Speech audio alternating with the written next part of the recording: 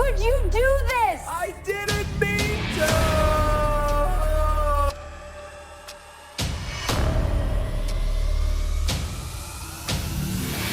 Don't be dramatic, it's just innocent flirting.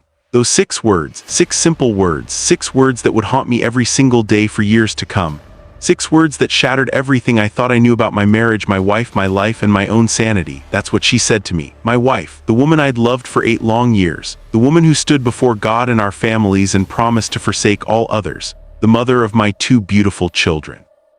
She said this dismissive, cruel sentence while tucking a folded napkin with her phone number scrawled in her distinctive handwriting into another man's hand. At our daughter's 7th birthday party, surrounded by pink balloons and chocolate cake and children's laughter echoing through the park, in front of our families, in front of our friends, in front of our neighbors, in front of me. And when I confronted her, when I pulled her aside behind the pavilion and asked her what the hell she thought she was doing, she didn't apologize. She didn't look ashamed. She didn't even have the decency to look caught. She laughed. She actually laughed. A dismissive little chuckle that made me feel 2 inches tall, that made me feel like an insect. She called me insecure. She told me I was embarrassing her in front of her colleagues. She said I was making something out of nothing, that I needed to grow up and stop being so possessive and controlling. But I wasn't crazy. I wasn't controlling. I wasn't imagining things. I wasn't being dramatic. I was watching my marriage die right in front of me, one innocent smile at a time, one lingering touch at a time, one exchanged phone number at a time. This is the story of how gaslighting, psychological manipulation, emotional abuse, flirting, and a single phone number destroyed everything I thought I knew about love, commitment, trust, fidelity, and the woman I slept next to every single night for 8 years. My name doesn't matter, neither does hers, because this story isn't unique to me. It's not special. It's happened to thousands of people, tens of thousands, maybe hundreds of thousands, maybe millions. Maybe it's happening to you right now as you're reading this, as you're listening to this. Maybe you felt that gnawing sensation in your gut, that persistent voice in your head telling you something's wrong while your partner tells you you're paranoid, tells you you're crazy, tells you you're the problem. We met in college, junior year. I was 20 years old. She was 19. She was studying communications with a minor in marketing. I was in engineering, specifically mechanical engineering. Classic opposites attract story, right? The kind of story people tell at weddings. The kind of story that makes people smile and nod knowingly. She was extroverted, magnetic, charismatic, vivacious, the kind of person who could light up an entire room just by walking into it. Everyone gravitated toward her like she had her own gravitational pull. She had this energy, this spark, this indefinable quality that made people want to be near her. I was quieter, more analytical, more reserved, more introverted. I liked solving problems, working with my hands, understanding how things worked, taking things apart and putting them back together. She liked creating connections, networking, being the center of attention, being seen and heard and validated. At first, I loved that about her. I genuinely loved it. I thought we balanced each other out perfectly. She brought me out of my shell. I grounded her. She made me more social. I made her more thoughtful. It seemed perfect. We got married young, 24 years old, barely out of college. Everyone told us we were rushing into it. My parents sat me down and said we should wait, build our careers first, travel the world, experience life as individuals before committing forever. Her parents thought the same thing. They liked me, but they worried we were too young, too naive, too inexperienced. But when you know, right? That's what we told them. That's what we told ourselves. That's what we believed with absolute conviction. We had this certainty, this unshakable faith that we were soulmates, that we were meant to be together forever, that our love would conquer anything. We had our first child 2 years later, a daughter, Emma. She had her mother's green eyes and my stubborn streak. She was beautiful, perfect. Then came our son, Jackson, 2 years after that. He had my dark hair and his mother's easy smile. Our family felt complete. I worked long hours as a project manager at a mid-sized tech firm in the city. The commute was 45 minutes each way. The pay was decent enough to support our growing family, to afford a 3-bedroom house in the suburbs, to take modest vacations once a year. She stayed home with the kids for the first few years, devoted herself to motherhood, seemed genuinely happy. Then she started a part-time job in marketing at a consulting company when Jackson started preschool. She said she needed adult interaction, needed to use her brain again, needed an identity beyond mother and wife. I supported that. I encouraged it. Life was normal, routine, predictable, good even. We had our struggles like any couple. Money was sometimes tight. We argued about household responsibilities, about whose turn it was to handle bedtime routines, about whether we could afford a bigger house, about my long work hours, about her spending habits. But we loved each other. At least I thought we did. I really genuinely thought we had something real. but somewhere around year 6 of our marriage I started noticing things. Small things at first, tiny things, things I told myself didn't mean anything, things I pushed down, things I ignored. She'd laugh at her phone and then quickly lock the screen when I walked into the room. She'd angle her body away from me when she was texting. She'd clutch her phone to her chest if I came up behind her. She'd get defensive, almost hostile when I asked innocently who she was messaging. Just a friend from work, she'd snap with an edge to her voice. God, you don't need to know every single person I talk to. You're not my keeper. I'm allowed to have friends. I'm allowed to have a life outside of you. She started dressing differently, not for me, not for us, for other people, for outings. Girls' nights that became more and more frequent. Networking events that seemed to happen multiple times a week. Happy hours with colleagues that stretched until midnight. She'd spend an hour doing her makeup just to go to the grocery store. She bought new clothes, tighter clothes, more revealing clothes, clothes she'd never worn around me.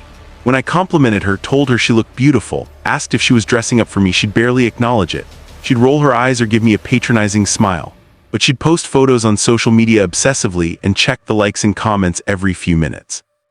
And the flirting, oh God, the flirting, it started subtly. At least I think it started subtly.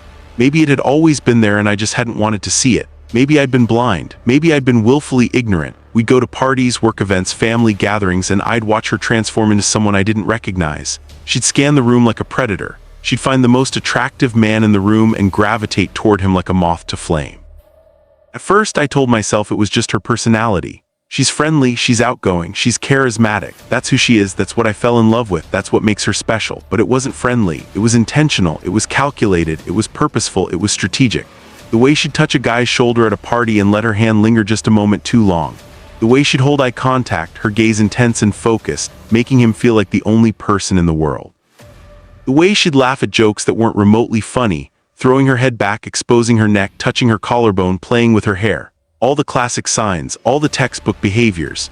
And every single time I brought it up, every time I voiced my concerns, my discomfort, my hurt, my confusion, she'd flip it on me. She'd weaponize my feelings against me. You're being paranoid, you're embarrassing me, don't be so insecure. You really have such little confidence in yourself, in us. In our marriage, maybe if you paid more attention to me at home, I wouldn't need to have conversations with other people at parties. Maybe if you made me feel desired, I wouldn't need external validation. This is your fault, you did this. Gaslighting is a strange, insidious, devastating kind of torture, because it doesn't just make you doubt the other person, it makes you doubt yourself. It makes you doubt your own perceptions, your own observations, your own memory, your own sanity, your own reality. Was I overreacting? Was I too sensitive? Was I too jealous? Was I too controlling? Was I becoming one of those controlling, possessive, abusive husbands I'd always despised? The kind of man who monitors his wife's every move, who doesn't let her have male friends, who isolates her from the world. I started questioning everything about myself. Maybe I wasn't giving her enough attention. Maybe I was working too much. Maybe I'd become boring, predictable, unsexy, too focused on bills and responsibilities and not focused enough on romance and passion. Maybe I'd let myself go physically. Maybe the problem wasn't her at all. Maybe the problem was me. So I tried harder. I really, genuinely, desperately tried. I planned elaborate date nights with reservations at nice restaurants. I brought her flowers for no reason, just because it was Tuesday. I told her she was beautiful every single day, multiple times a day. I asked about her day and really listened, engaged, asked follow-up questions. I took on more household chores so she'd have more free time and less stress.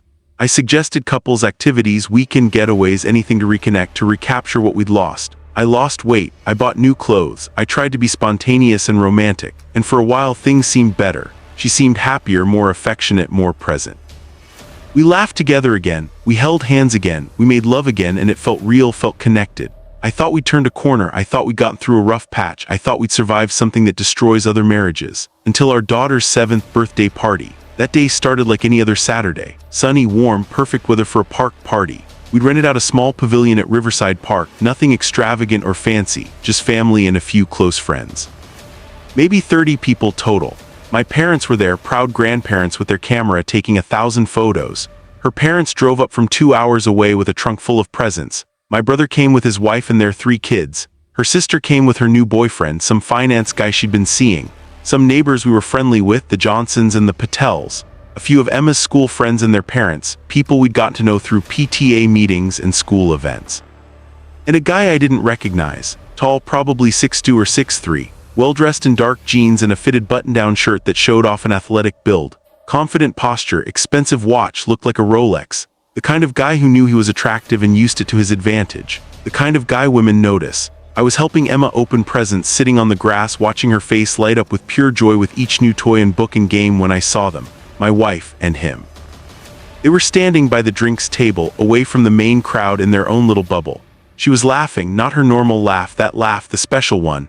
The one she used to give me when we first started dating, when I was the most interesting person in her world. The one that said, "You're fascinating, tell me more." Her body language was completely open, inviting, receptive. She was facing him fully, her attention completely absorbed in him. Her hand was on his chest. Not a casual, friendly touch, not an accidental brush, a lingering, intimate, deliberate touch. Her fingers slightly spread, feeling the fabric of his shirt, maybe feeling the muscles underneath. I felt something twist violently in my gut, a physical sensation, like someone had reached inside me and grabbed my intestines and squeezed with all their strength. My face went hot, my vision narrowed. My hands started shaking so badly I had to put down the present I was holding. I tried to focus on Emma, on her joy, on the celebration, on being present for my daughter on her special day. But I couldn't stop watching them, couldn't look away. It was like watching a car crash in slow motion. I walked over, trying to appear casual, trying to stay calm, trying not to make a scene at my daughter's 7th birthday party in front of everyone we knew. "Hey," I said, my voice sounding strange in my own ears, distant and hollow. "Everything okay over here?" She turned to me and that smile didn't falter, didn't even flicker, didn't show even a microsecond of guilt or awareness. "Oh babe," she said brightly, warmly, like everything was perfectly normal. "This is Derek. He's the new regional manager at my company. I've mentioned him. Derek, this is my husband." She hadn't mentioned him, not once, not a single time. I would have remembered. Derek extended his hand. I shook it, felt like I had to. Social obligation. His grip was firm, borderline aggressive, crushing, competitive. A dominance play, a statement. "Great to meet you, man," he said, his voice smooth and confident and slightly condescending.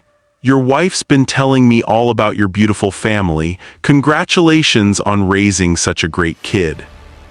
Must be doing something right. Has she?" I said, looking directly at her, searching her face for something, anything. She didn't flinch, didn't break eye contact, didn't show even a hint of guilt or awareness that anything was wrong or inappropriate. We stood there for a long, uncomfortable moment, the three of us, tension humming beneath the surface of forced politeness and fake smiles.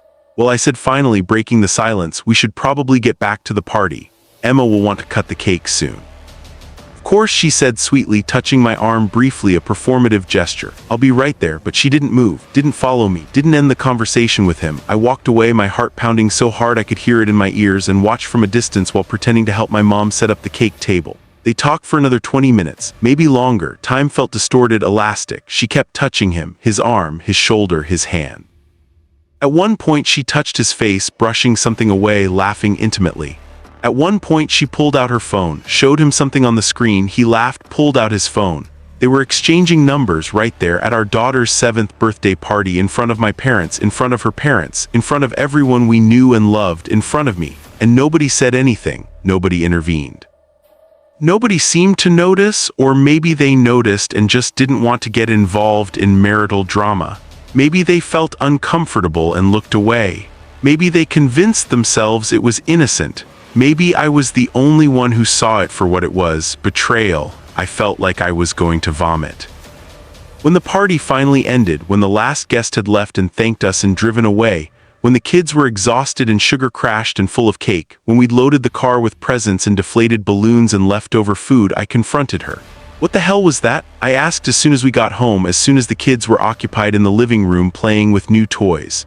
The kids were in the living room, out of earshot. She was in the kitchen, loading dishes into the dishwasher with mechanical efficiency, her back to me. She didn't even look at me. "What was what?" she said, her tone bored, dismissive. "You know exactly what. You and Derek, you were all over him, at our daughter's birthday party." She sighed, that sigh, that condescending, exasperated, long-suffering sigh that made me feel like a child being scolded for misbehaving. "Here we go again," that sigh said. "You're being ridiculous again." "I was networking," she said slowly, patronizingly, like she was explaining something very simple to someone very stupid. "He's my boss's boss. He has direct influence over promotions, over my career trajectory, over my future at the company. I was being professional, building workplace relationships. That's how the business world works. Professional," I said, my voice rising despite my desperate efforts to stay calm and rational. "You gave him your phone number. You were touching him constantly." So, she said, shrugging, so you're married, so we have children, so this is completely inappropriate. She finally turned to look at me, and her eyes were cold, empty, void of warmth or love or recognition, like she was looking at a stranger, an annoying stranger who was bothering her. Don't be dramatic, she said clearly, precisely, enunciating each word. It's just innocent flirting. Everyone does it. It doesn't mean anything. You're blowing this completely out of proportion because of your own insecurities. Innocent flirting. Those two words echoed in my head for days, for weeks, for months. They're still echoing years later. Because here's the thing about gaslighting, about psychological manipulation, it works. Even when you know intellectually what's happening, even when you can identify the tactics, even when you've read articles and books about emotional abuse, it still works on some deep, primal level. I started doubting myself again.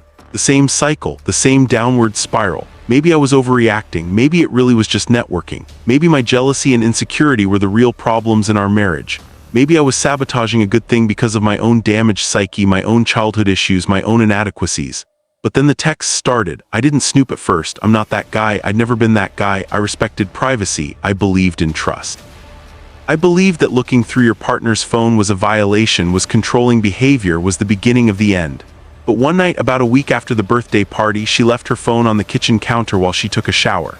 It was late, almost 11. The kids were asleep. I was cleaning up from dinner, loading the last of the dishes, and her phone lit up. A text notification, the screen illuminated, from Derek Work. The preview showed on the lock screen. Can't stop thinking about today. You're incredible. My hands started shaking. My whole body started shaking. I felt cold and hot simultaneously. I knew I shouldn't look. I knew it was a violation of privacy, but I also knew that if I didn't, I'd never know the truth. I'd spend the rest of my life wondering, doubting, questioning, going slowly insane. I picked up the phone with trembling hands. I knew her passcode. She'd never changed it in all our years together. Our daughter's birthday.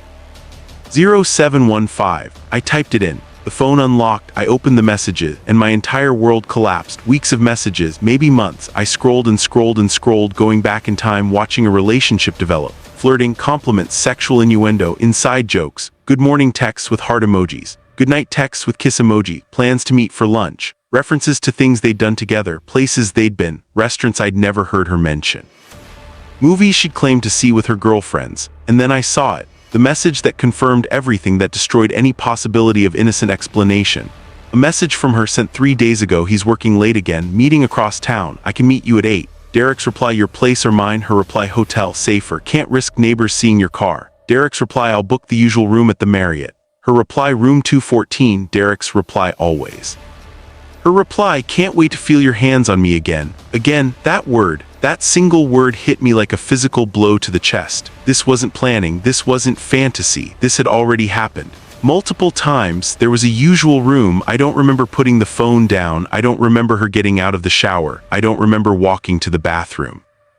I just remember suddenly standing in the doorway, watching her dry her hair with a towel. This woman I'd built a life with, this complete and total stranger. What's wrong? She asked, catching sight of my reflection in the mirror. Her tone was annoyed, not concerned, not loving. You look weird. I looked at her, really looked at her, studied her face like I was seeing it for the first time, and I didn't recognize her anymore. Who is Derek? I asked quietly, my voice barely above a whisper. Her face changed, just for a fraction of a second, a micro-expression, fear, panic, calculation. The mask slipped. Then it was gone, replaced by irritation and false confusion. I told you, she said, turning back to the mirror, resuming drying her hair like this was a boring conversation. He's my boss's boss. We've had this conversation already. Why are you obsessing over this? Don't lie to me anymore, I said, my voice breaking. Please, I read the text, all of them. For a moment she froze, completely still. The towel stopped moving. She stared at her own reflection. Then she spun around and her face was contorted with rage, with theatrical offense. You went through my phone? She practically screamed. Are you kidding me right now? That's a complete violation of my privacy. That's controlling behavior. That's abusive. How dare you? Your privacy, I said, my own voice rising to match hers, years of suppressed anger finally surfacing. You're cheating on me. We have 2 children sleeping down the hall. We have a marriage. We have vows. I'm not cheating, she said, her voice shaking with fury or fake hurt. I couldn't tell anymore, couldn't read her.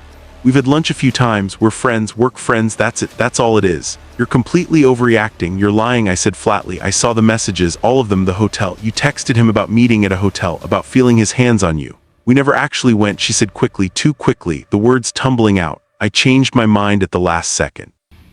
I didn't go through with it, it was just fantasy, just texting, just words. But you planned to, so what? She shot back, her eyes flashing. So what? Planning isn't the same as doing, is it? I didn't actually sleep with him. Thinking about something isn't the same as doing it. This is what betrayal actually looks like in real life. Not like in movie, not like in TV show, not dramatic declarations and tearful confessions and begging for forgiveness. This right here, justification. Deflection, minimization, blame shifting, DARVO, deny, attack, reverse, victim and offender. A textbook psychological manipulation tactic.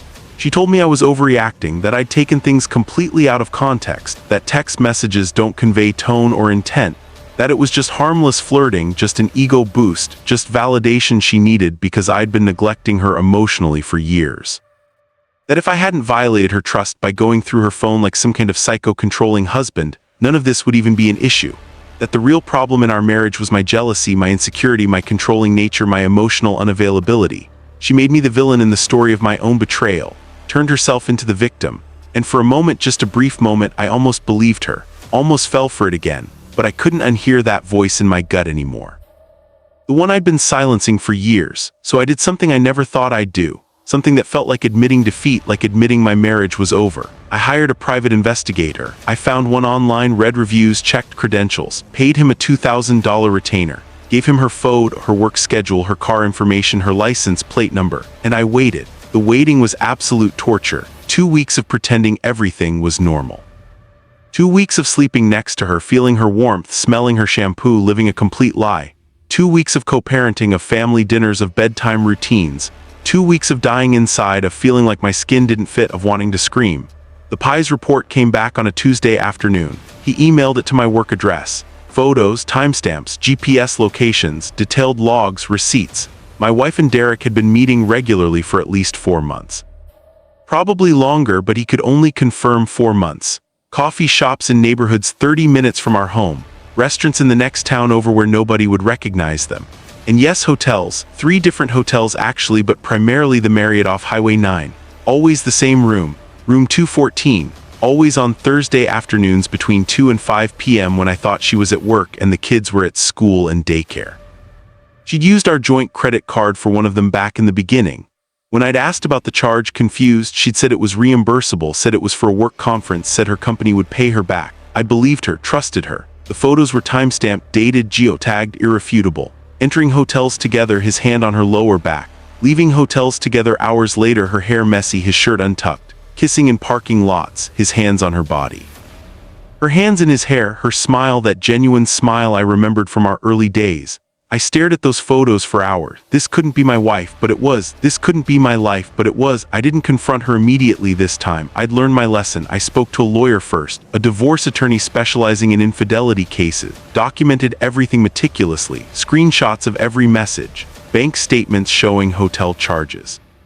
The Pies comprehensive report with photos and testimony. I built an airtight case. Then I sat her down. I know everything I said. We were at the kitchen table, the same table where we'd had thousands of meals together, where we'd done homework with the kids, where we'd planned vacations and discussed dreams and made love once when the kids were asleep. This time she didn't fight, didn't deflect, didn't gaslight. She just stared at me, silent, her face blank, calculating her next move. How long? I asked, my voice surprisingly steady. It doesn't matter, she said quietly, looking down at her hands. It matters to me, I said. She looked away out the kitchen window at the backyard where our kids played, at the swing set I'd built, at the garden she'd planted. For months, she finally said, maybe 5, maybe 6, I don't know, I can't really remember exactly when it started. It just kind of happened. Do you love him? I asked. Silence. Long, heavy, suffocating silence. The clock on the wall ticked. The refrigerator hummed. Somewhere outside a dog barked. I don't know, she finally whispered. And that's when I really knew it was over, not because she'd cheated, but because she didn't even know if destroying our family, devastating her husband, traumatizing her children had been worth it. She'd burned down our entire lives and didn't even know why. I filed for divorce the next day.